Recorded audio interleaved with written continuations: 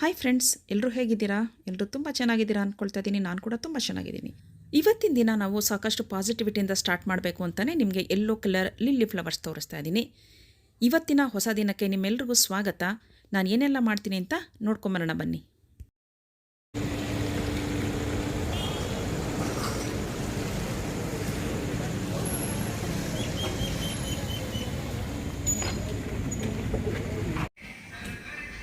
Correct, ನಾನು ಹೇಳಿದೆ. ನೀನು ಬೇಡ ಅಂತ ಹೇಳಿದೆ. ಆಮೇಲೆ ಅದೇ ನನಗೂ ನಾಟಕ ಬಂದಿದ್ದು. ಆಮೇಲೆ ನಾನು ಹೇಳೋದು ಮರ್ತದೆ. ಅಲ್ಲ ಲಿಕ್ಕಿ, ನಾನು ಹೇಳಿದೆ ಅಲ್ವಾ ಲಿಕ್ಕಿ, ನಾನು ಮಾಡಿಸ್ಕೊತೇನೆ ಅಂತ. ಈಗ ಮಾಡಿಸ್ಕೊಳ್ತು ಸರ್, ಅವರು ಹೇಳಿದ್ದಾರೆ ಮಾಡಿಸಿ ಅಂತ. ಅದಕ್ಕೆ ನಾನೇನು ಟ್ಯಾಬ್ಲೆಟ್ ಕೂಡ ತೊಗೊಂಡಿಲ್ಲ, ಥೈರಾಯ್ಡ್ದು ವೆಯ್ಟ್ ಮಾಡ್ತಾ ಇದ್ದೆ.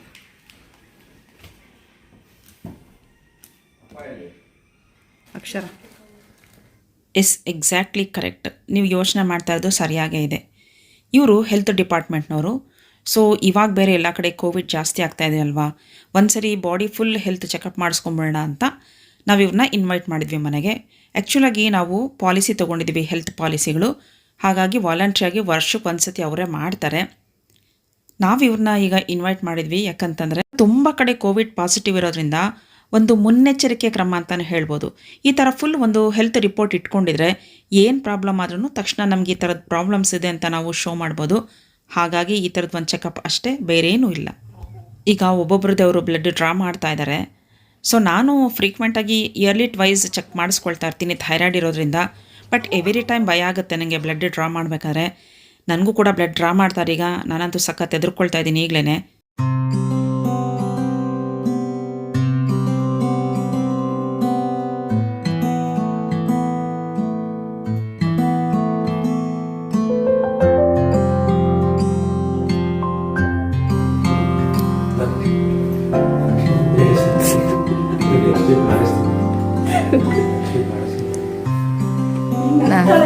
ನಾವು ಹೆಲ್ತ್ ಪಾಲಿಸಿ ತೊಗೋಬೇಕಾದ್ರೇ ಅಮೌಂಟ್ ಪೇ ಮಾಡಿರ್ತೀವಿ.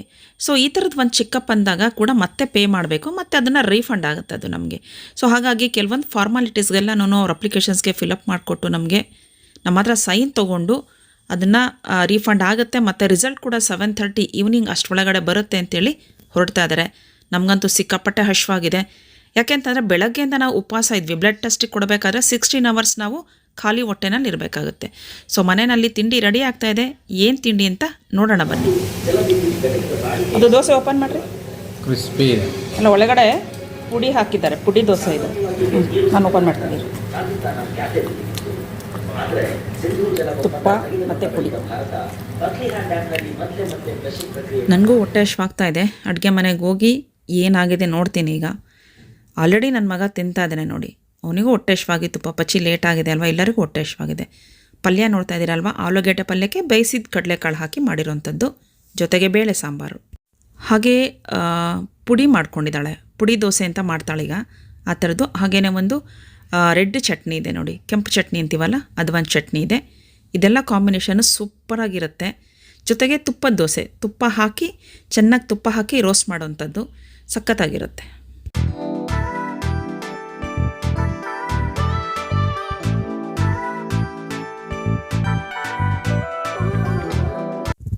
ಸಮ್ಟೈಮ್ಸ್ ನಾನು ಈ ಥರದ್ದು ಕಾಳುಗಳನ್ನೆಲ್ಲ ನೆನೆಸ್ಬಿಟ್ಟು ಬೆಳಗ್ಗೆ ಅಷ್ಟೊತ್ತಿಗೆ ಇದನ್ನೇ ನಾನು ತಿಂಡಿಯಾಗಿ ತಿಂತೀನಿ. ಯಾಕೆ ಅಂತಂದರೆ ನೋಡಿ, ಇಲ್ಲಿ ಹೆಸರು ಕಾಳು ಮತ್ತು ಕಡಲೆಕಾಳು, ಕಡಲೆ ಬೀಜ, ದ್ರಾಕ್ಷಿ ಮತ್ತು ಬಾದಾಮ್ ಇದಿಷ್ಟೂ ನೆನೆಸಿಟ್ಕೊಂಡಿದ್ದೀನಿ. ಕೆಲವು ಟೈಮ್ ಮೊಳಕೆ ಕಟ್ಟಿರ್ತೀನಿ, ಸಮ್ಟೈಮ್ಸ್ ಹಾಗೆ ತಿಂತೀನಿ. ಯಾಕಂದರೆ ಇದಕ್ಕೆ ಸ್ವಲ್ಪ ಸಾಲ್ಟು ಎಲ್ಲ ಹಾಕ್ಕೊಂಡು ತಿನ್ಬೋದು. ಕೆಲವು ಟೈಮ್ ಒಗ್ಗರಣೆನೂ ಹಾಕ್ಕೊಂಡು ತಿನ್ಬೋದು. ಸೊ ಈಗ ಅವ್ರ ಅತ್ತೆ ಮಾವಂಗೆ ಎಲ್ಲ ತಿಂಡಿ ಆದಮೇಲೆ ಕೊಟ್ಟಿದ್ದಾದ್ಮೇಲೆ ನನಗೆ ಕೊಟ್ಟಿದ್ದಾರೆ. ಏನೇನು ಕೊಟ್ಟಿದ್ದಾರೆ? ದೋಸೆ, ಒಳಗಡೆ ಪಲ್ಯ ಇದೆ, ಮಸಾಲ ದೋಸೆ ಮತ್ತು ಸಾಂಬಾರು. ದೋಸೆ ಓಪನ್ ಮಾಡಿದ್ವಿ. ಓ ವಾವ್, ಸೂಪರ್ ಸೂಪರ್. ಮಸಾಲ ಏನು ಟೇಸ್ಟ್ ಮಾಡು.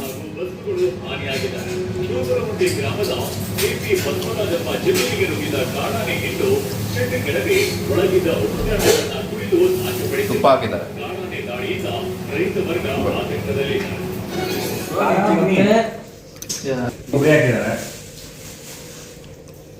ಆಚೆ ತಿನ್ನಲ್ಲ ಅಂದ್ಕೊಂಡೆ ತಿಂತಲಿಕ್ಕೆ ನೀನಂತೂ. ಸುಮ್ಮನಿರೋದೇನಿಲ್ಲ. ಚಿಕ್ಕ ಪಾಪು ಥರ ಆಡ್ತೀಯ. ಏನು ಫುಲ್ ಸ್ಪೈಸಿ ಇದೆ ಚಟ್ನಿ ಅದು. Hi aunty. ಏನು ತಿಂತಾ ಇದೆಯಾ? ಈ ಕಡೆ ಶೇಂಗಾ ಚಟ್ನಿ, ಚಟ್ನಿ ಪುಡಿ, ಇದು ಅನ್ನ ಸಾಂಬಾರು, ಇದು ಮಶ್ರೂಮ್. ಎಲ್ಲರೂ ಊಟ ಮುಗಿಸ್ಕೊಂಡು ಹೊರಗಡೆ ಹೊರಟಿದ್ದೇವೆ. ಎಲ್ಲೋ ಒಂದು ಕಡೆ ಹೋಗೋದಿದೆ. ನಮ್ಮ ಜೊತೆ ಬನ್ನಿ, ನೀವು ಕೂಡ ನಾವು ಎಲ್ಲಿಗೆ ಹೋಗ್ತೀವಿ ಅಂತ ನೋಡ್ಕೊಂಬರೋಣ.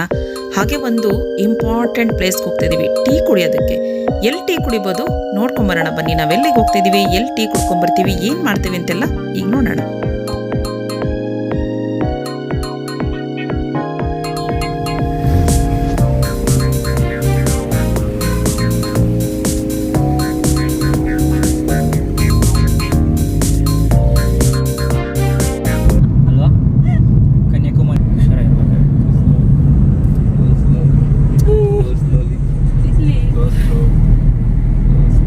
ಇದರಲ್ಲಿ ಏನು ಅಂದರೆ ಅಡ್ವಾಂಟೇಜ್ ಸ್ಯಾಮ್ಸಂಗಲ್ಲಿ ಹಂಗೆ ಟರ್ನ್ ಮಾಡ್ಕೋಬೋದು, ಅಲ್ಲೇ ವಿಡಿಯೋ ಸ್ವಿಚ್ ಮಾಡ್ಕೊಬೋದು.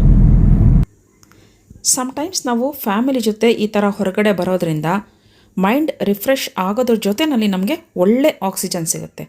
ನೀವು ಲಾಂಗ್ ಡ್ರೈವ್ ಬರೋದಕ್ಕೆ ಕಾರೇ ಬೇಕು ಅಂತ ಏನಿಲ್ಲ. ನಿಮ್ಮ ಹತ್ರ ಯಾವ ವೆಹಿಕಲ್ ಇದೆಯೋ ಅದರಲ್ಲೇ ಬರ್ಬೋದು. ನಮಗೆ ವರ್ಕ್ ಪ್ರೆಷರ್ ಯಾವಾಗಲೂ ಇರುತ್ತೆ. ಹಾಗಂತ ನಾವು ನಮ್ಮ ಸಂತೋಷನ ಕಳ್ಕೊಬಾರ್ದು. ಆಗಾಗ ಹೊರಗಡೆ ಬಂದು ಈ ಥರ ರಿಫ್ರೆಶ್ ಆಗ್ತಿರಬೇಕು.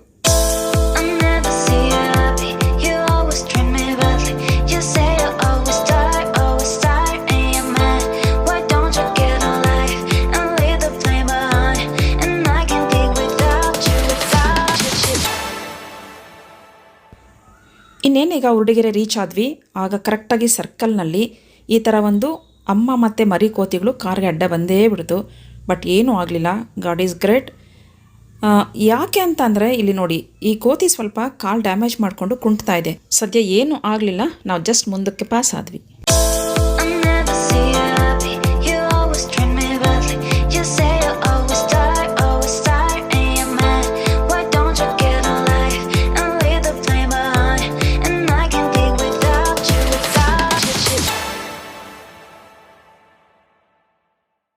ಇಲ್ಲಿ ರೋಡಲ್ಲಿ ಹಲಸಿನಣ್ಣಿದೆ, ಕೊಂಡ್ಕೊಳ್ಳೋಣ ಅಂತ ಬಂದೆ ನಾನು. ಸೊ ನೋಡಿ, ಇಲ್ಲಿ ಓಪನ್ ಆಗಿದೆ. ಸೊ ಏನಕ್ಕೆ ಓಪನ್ ಆಗಿದೆ ಅಂತ ಕೇಳಿದ್ದಕ್ಕೆ ಅದು ಫುಲ್ ಹಣ್ಣಾಗಿದೆ, ಹಾಗಾಗಿ ಓಪನ್ ಆಗಿದೆ ಅಂದರು.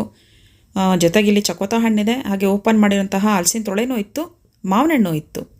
ಬಟ್ ಯಾಕೋ ನನಗೆ ಬೇಡ ಅನ್ನಿಸ್ತು. ನೆಕ್ಸ್ಟ್ ನಾವು ಟೀ ಕುಡಿಯೋಣ ಅಂತ ಮುಂದೆ ಹೊರಡ್ತೀವಿ. ಯಾಕೆ ಇಲ್ಲ ಪರವಾಗಿಲ್ಲ.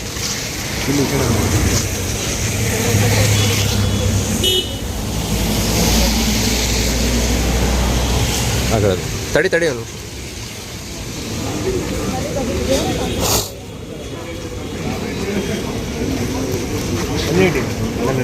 ಹಾಂ, ಜಾಗ ಇಲ್ಲ.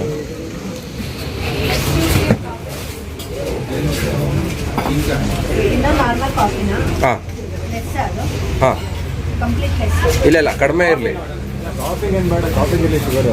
ನಾರ್ಮಲಾಗಿ ಕೊಡಿ.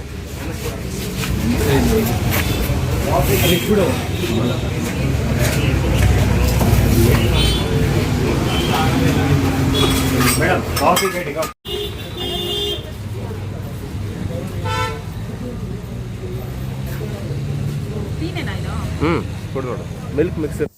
ಯಾರ್ಯಾರಿಗೆಲ್ಲ ಏನೇನು ಬೇಕಿತ್ತು ಅದನ್ನೆಲ್ಲ ಆರ್ಡ್ರ್ ಮಾಡಿಕೊಂಡ್ರು. ಸಮ್ಟೈಮ್ಸ್ ಕಾಫಿ, ಟೀ ಯಾವ್ದು ಬೇಕಾದರೂ ಕುಡಿಬೋದು ನಾವು. ಬಟ್ ನಾನು ಪ್ರಿಫರ್ ಮಾಡೋದು ಜಾಸ್ತಿ ಟೀ ಕುಡಿತೀನಿ. ಸೊ ಜ್ಯೂಸ್ ಕೂಡ ಕುಡಿಬೋದು. ಇಲ್ಲಿ ಜ್ಯೂಸು ಅವೈಲಬಲ್ ಇರುತ್ತೆ, ಏನು ಬೇಕಂದ್ರೆ ಸಿಗುತ್ತೆ ಇಲ್ಲಿ. ಇದು ಕಾಫಿ, ನನ್ನ ಸೊಸೆ ಕಾಫಿ ತೊಗೊಂಡಿದ್ದಾಳೆ, ನಾನು ಟೀ ಕುಡಿತಾ ಇದ್ದೀನಿ. ಇದು mixed fruit juice. Coffee tea ಎಲ್ಲ ಆದ ನಂತರ ಒಂದೇ ಒಂದು ಜ್ಯೂಸ್ ತರಿಸ್ಕೊಂಡ ಮಗ. ಬಟ್ ಏನಕ್ಕೆ ಅಂತ ಅಂದರೆ ಇಬ್ಬರು ಶೇರ್ ಮಾಡ್ಕೊಳ್ತಾರೆ, ಮಗ ಮತ್ತು ಸೊಸೆ. ಎಷ್ಟು ಪ್ರೀತಿಯಿಂದ ಶೇರ್ ಮಾಡ್ಕೋತಾರೆ ನೋಡಿ. ಈಗ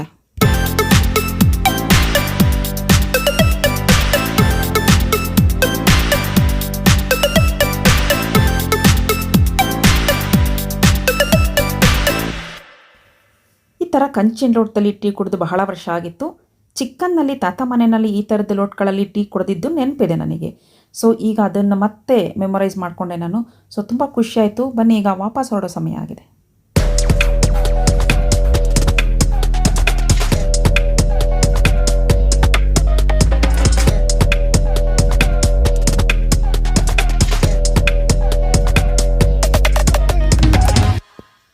ಸೀನ್ರಿ ಅಂತೂ ತುಂಬ ಸಕ್ಕತ್ತಾಗಿದೆ. ನೀವು ನೋಡ್ತಿದ್ದೀರಾ ಯಾವ ಥರ ಇದೆ ವಾತಾವರಣ ಅಂತ. ಈವ್ನಿಂಗ್ ಆಗಿರೋದ್ರಿಂದ ತುಂಬ ಚೆನ್ನಾಗಿದೆ. ಈ ಥರದ ವೈಬ್ಸ್ ನೋಡಿ ತುಂಬಾ ದಿನ ಆಗೋಗಿತ್ತು. ಸೊ ಒಂದು ಒಳ್ಳೆ ಎಕ್ಸ್ಪೀರಿಯೆನ್ಸು. ನಾವಿಲ್ಲಿ ಕಂಚಿನ ರೋಡ್ದಲ್ಲಿ ಟೀ ಕುಡಿದಿದ್ದು. ಇದು ತುಮಕೂರಿನಲ್ಲಿರೋ ಹನುಮಂತಪುರದಲ್ಲಿರುವಂತಹ ಒಂದು ಟೀ ಶಾಪ್ ಇದು.